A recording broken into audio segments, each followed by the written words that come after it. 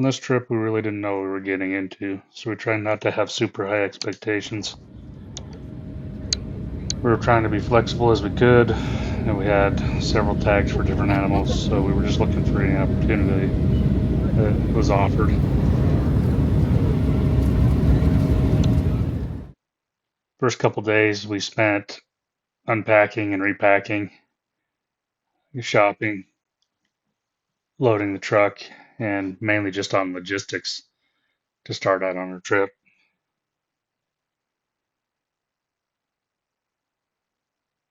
First day we set out on the haul road. It's important that you're prepared. Make sure you have a good vehicle, extra gas, extra tires, pretty much plan for anything on the haul road. There's some pretty nasty potholes. The road can be washed out, pretty much anything.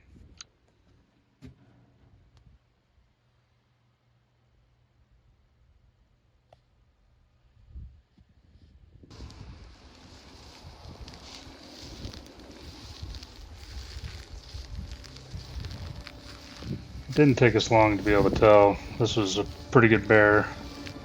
So Chris and Zach went out after him. I stayed back to spot and scope just to maintain a visual from both angles. We got some pretty cool footage.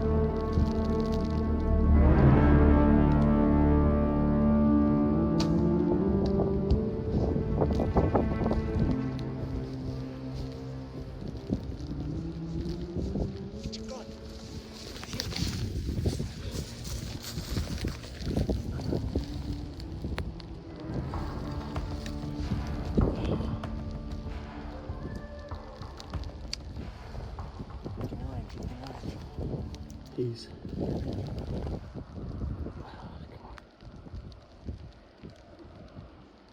39. 35.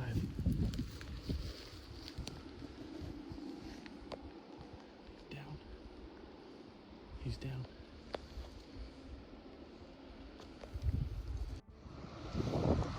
There, he's up. He's up. He's up. Shit. He was 35.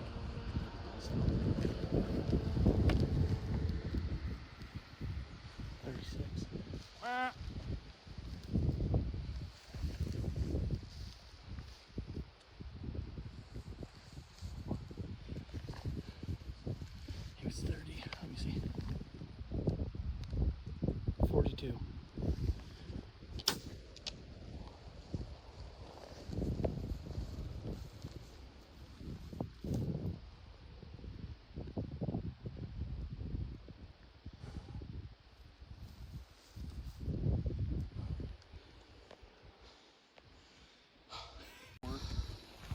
where he stopped the third shot. Yeah, this is where I hit him. How far was that third shot? 38. 38? 38, 40. So he came closer to you on the last one. Yeah. And then he turned and cut up this way, right? Yeah.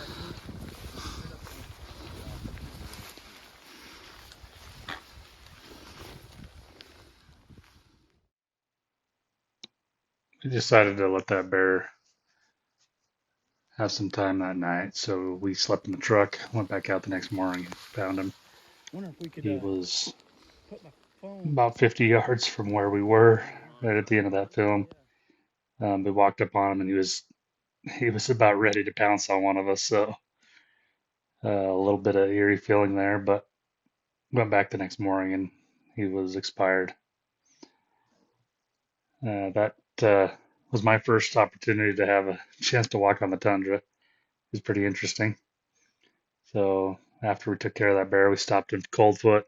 It's pretty much the last place you have before you go up the North Slope. If you want some food, there's not a whole lot there. There's not any cold meat storage or anything like that.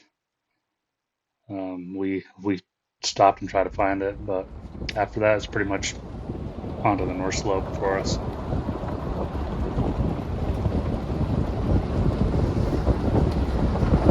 I don't really care about catching fish in there because I mean it would be cool. We're missing out on a pretty cool opportunity to catch something a whole lot of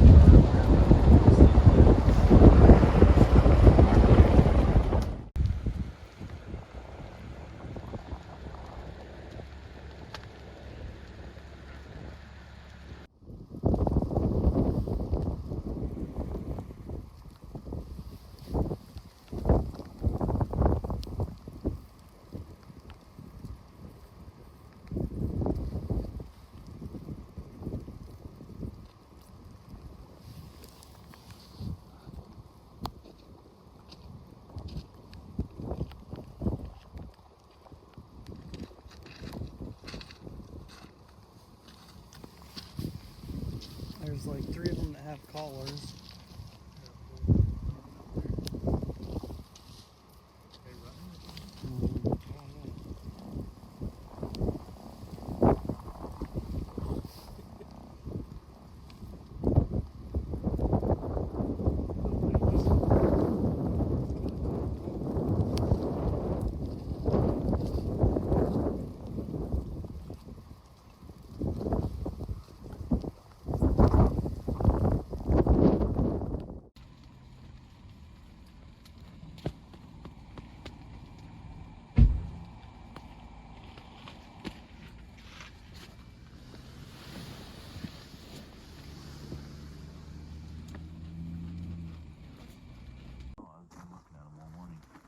They've been moving towards the road all morning. Yep, we have. I've been watching them because I'm like, yep, as soon as they... That bull there's a good bull. Bull behind him is a good bull. Yeah.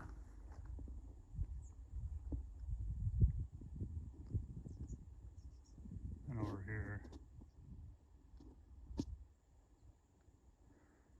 a littler bull. There's one that's a monster back here somewhere. Yeah. That one right there. The one with the real good tops. Yeah, that one right there. Yeah, I've been looking at him all morning. There's another one that's got really good tops. I mean, there's...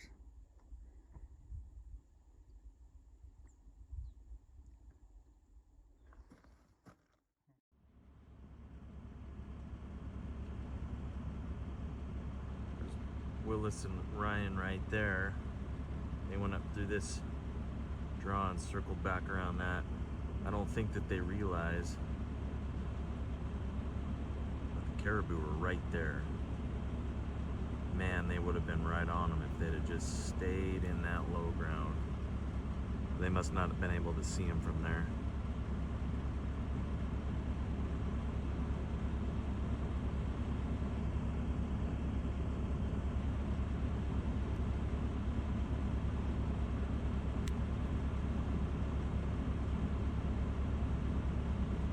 Hopefully you wave high, guys. Tell us about your story, Chris. Well, I got lucky enough that They came running to us, and the only bull in the herd walked in 48 yards. That's crazy. So I was watching above him, straight above him, about 100 yards, and made a perfect shot, and he just squirted blood out the whole way. So, okay, cool. He was up there on that, just below it, and I was sitting up on the top just watching right below him. I forgot my phone, I forgot my knife, forgot everything. So.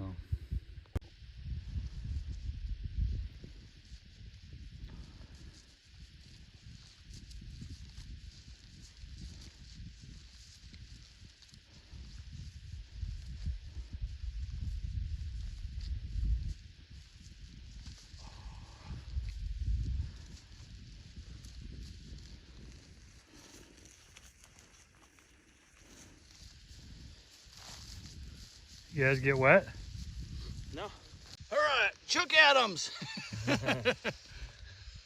We're gonna make this fart look like he's 200-incher. Tell us your story, Chris. All right, well, shot this, I was gonna say antelope. Again. I've been calling things antelopes the whole time. Shot this bad boy at 48 yards. He ran as fast as he could and ass over tea kettle about 5 times. So What do you think of the tundra? it's no joke. It's no joke.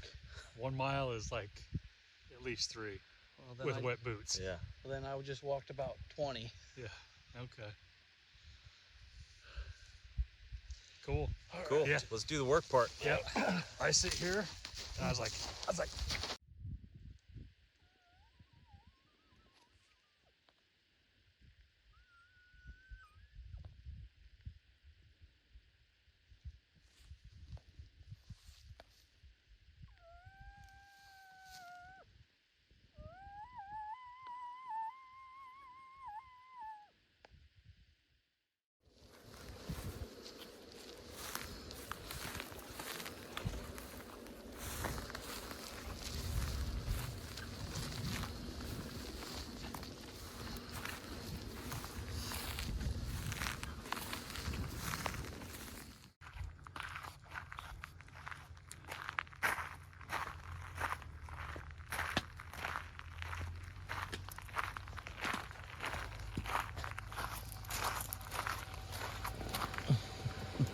smile. Morning, sunshine.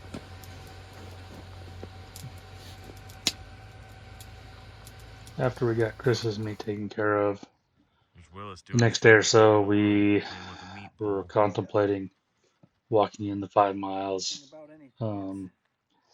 How important a meat pole is. And we did some more exploring.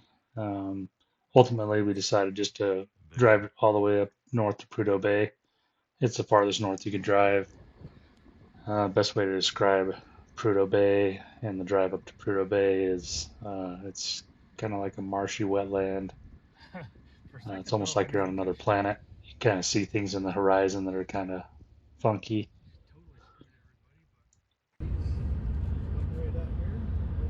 Oh no, I see. Did see a couple caribou on the way there, but not very many. So we decided to go into Prudhoe Bay just to get some gas, kind of check it out, stop at the store. I will say that there was quite a bit more available at Prudhoe Bay than there was in Coldfoot, as far as if you actually needed something for a vehicle or food. They had a little bigger store there that had actual some stuff you could buy there. Gas was about the same price as it was in Coldfoot. Pretty expensive, about double the normal price, but it was a once in a lifetime thing, so we decided to go up there.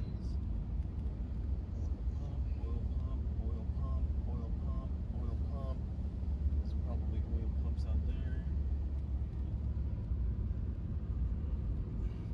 Dead Horse Camp.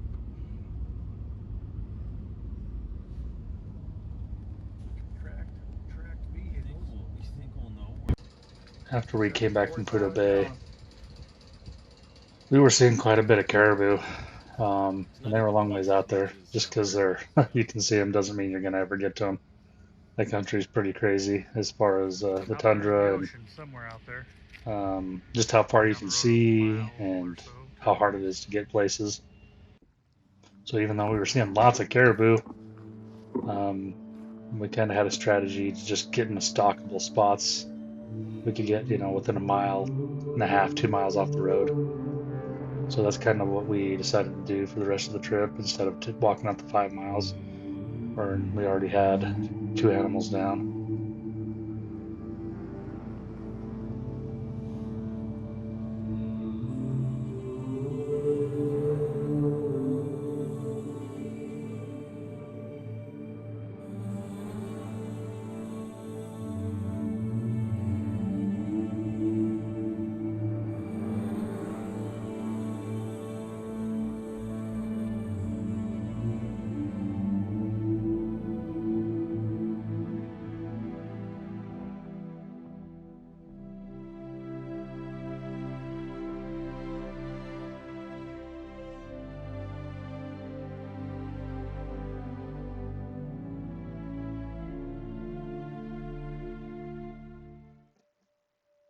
At this point in the trip, this is all just gravy.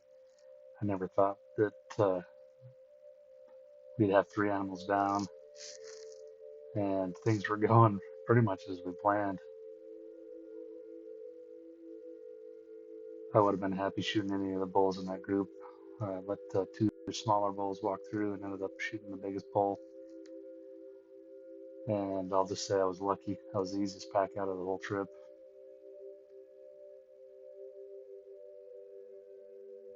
On day 6, with the weather being pretty bad, our focus kind of turned to keeping gear dry and taking care of the meat.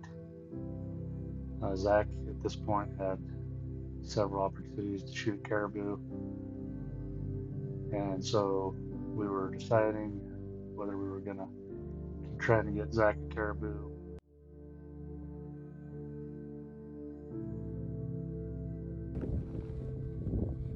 Supposed to make it look like we're clearing the back country, Ryan.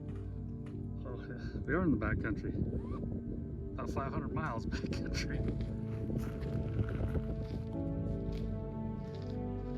Got the cap over there.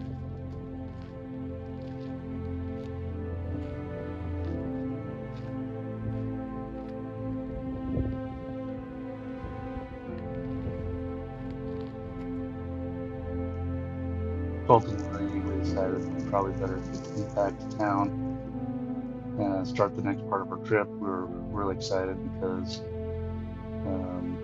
Zach had a grizzly bear tag, moose tag, and we were also going to go down to Valdez and fish for halibut and salmon.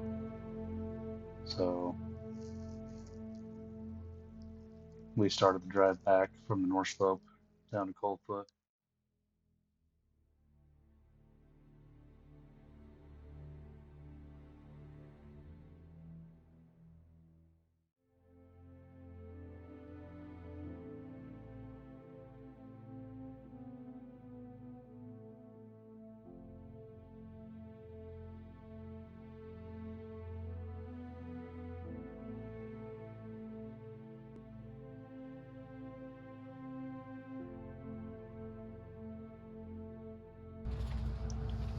After we got back to Fairbanks, we took care of our meat, got our gear organized and cleaned and dried out, fried up some caribou back straps, which were amazing. About the best back straps I've ever had in my life. That one. How many you caught so far, Chris? I don't know. I lost count. And for the next couple days, we had opportunity to see some sites around Fairbanks and start scouting for moose for Zach and possibly run into a grizzly bear for him as well. Had any bites, Wyatt? Oh, good. Hold him up, Zach. Show us that monster fish you got there. Oh. Hold on, let me hold him. Let me make him look bigger. Okay.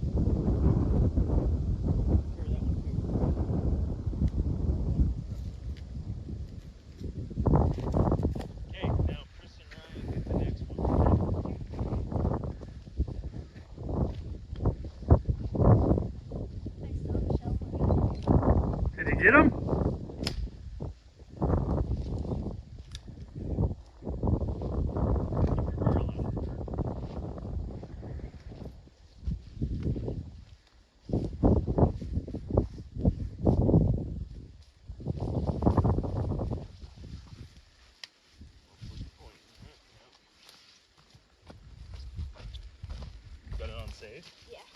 Two shots, two birds? Huh? 2 shots, 2 birds? Yeah. Cool.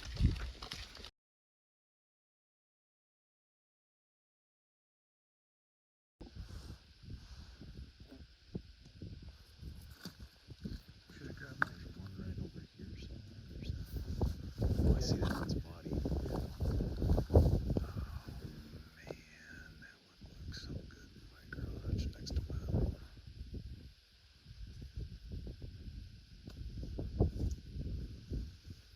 That's a pretty nice bowl.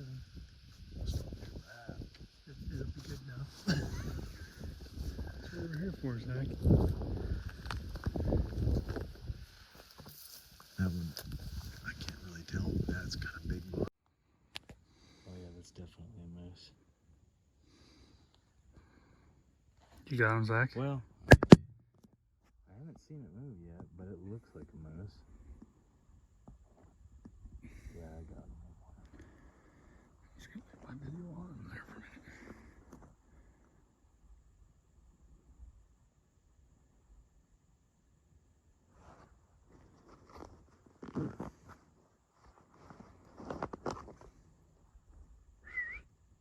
Chris. Chris.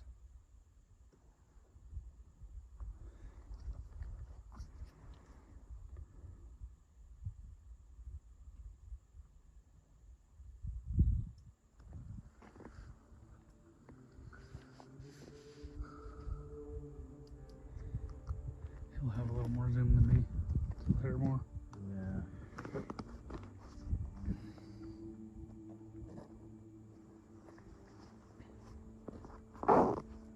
I mean, that looks like a moose body, and I don't know what else would look like that. Looks brown underneath him.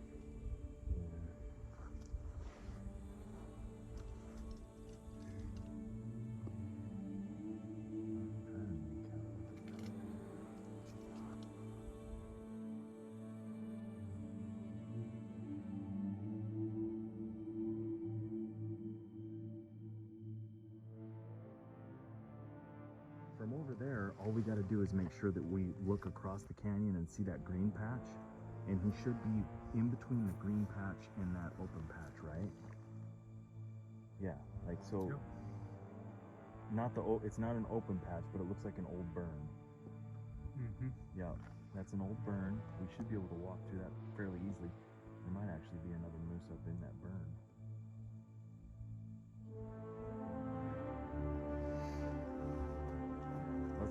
Let's get after it.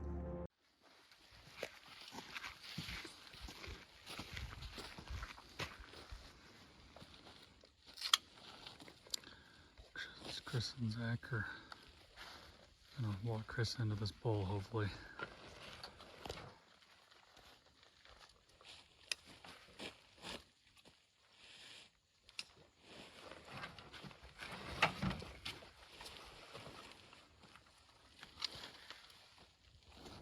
Got whole road dirt on this one.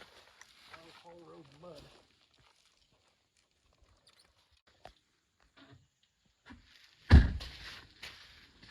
The keys are on the dash.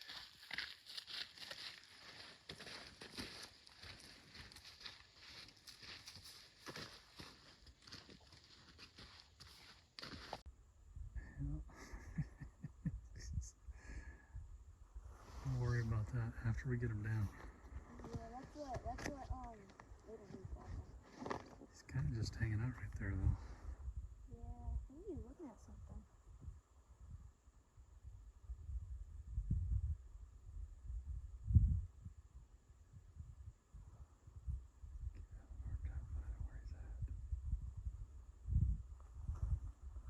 I don't even think I could see him through my binoculars. Good. I might be able to catch a glimpse of his coins.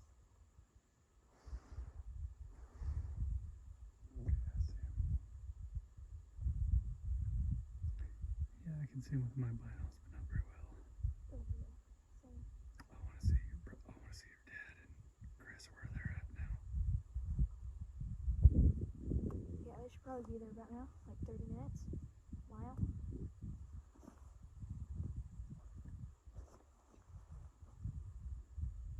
I think I see them.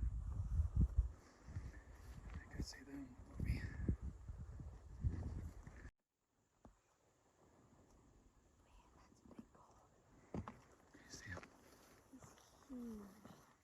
see him there? I You saw, find him on yours? yeah, I saw him for a second, and then it wiggled. But when I saw him, he's This thing makes it kind of tough.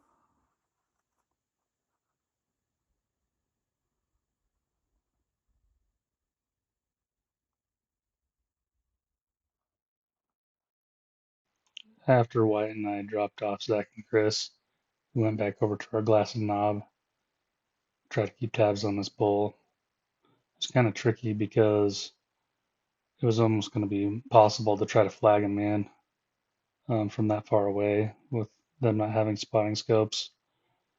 So I just kept watching the bull. There's a couple times he'd come out in the open, and we got some pretty good looks at him.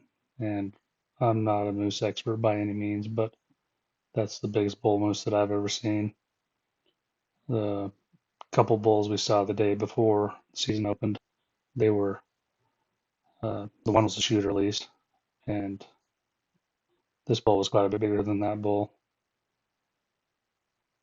Unfortunately, we didn't have a whole lot of time before it got dark, and um, I kept looking and looking for Zach and Chris to see if I could find them.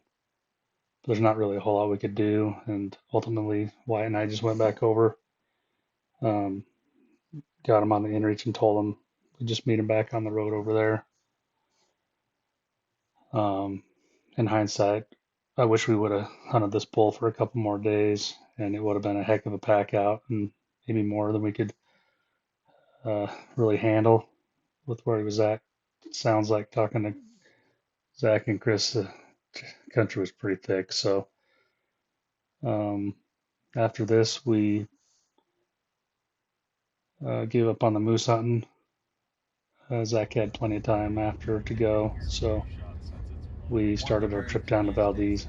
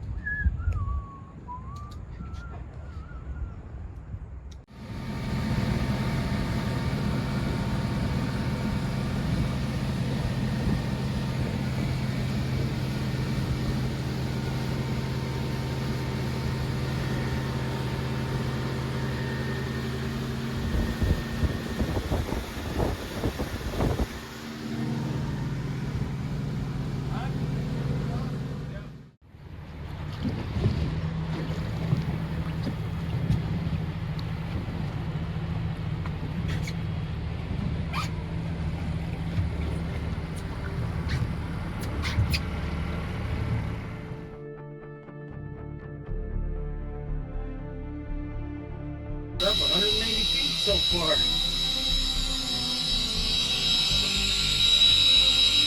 don't like putting too much pressure on those because I'm not 100% sure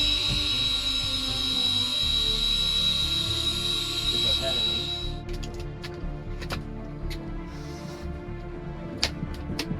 Yeah, what dollar? Yeah, I know. Yeah, probably. Popped a hole in the bat. I did? No. I was gonna say that bat is my prime bat, man. Pride and joy. used to be my back. Can you hand me the pliers? It's out fishing out. Yeah. Good. Okay, move over to that side more.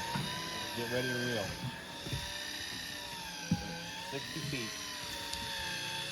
50.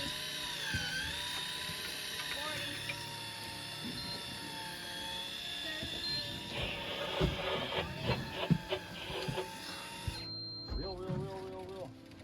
Moving heavy?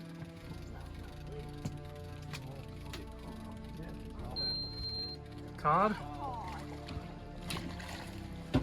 He is. Stop it.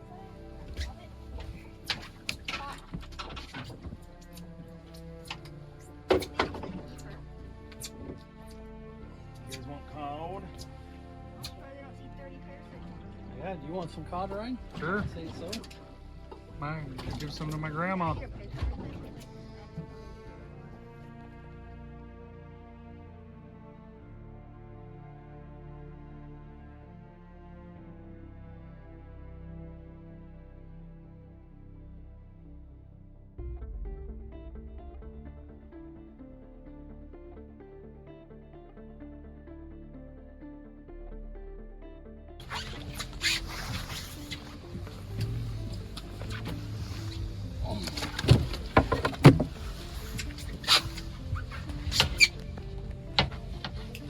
Yeah. No, you're good. Yeah.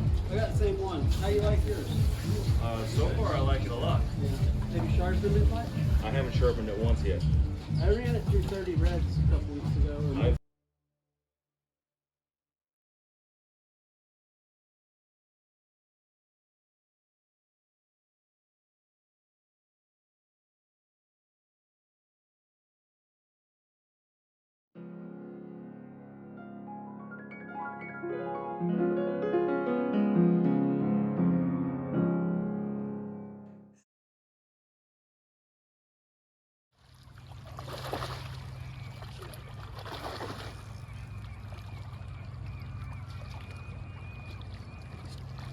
Kick that son of a bitch. Ah!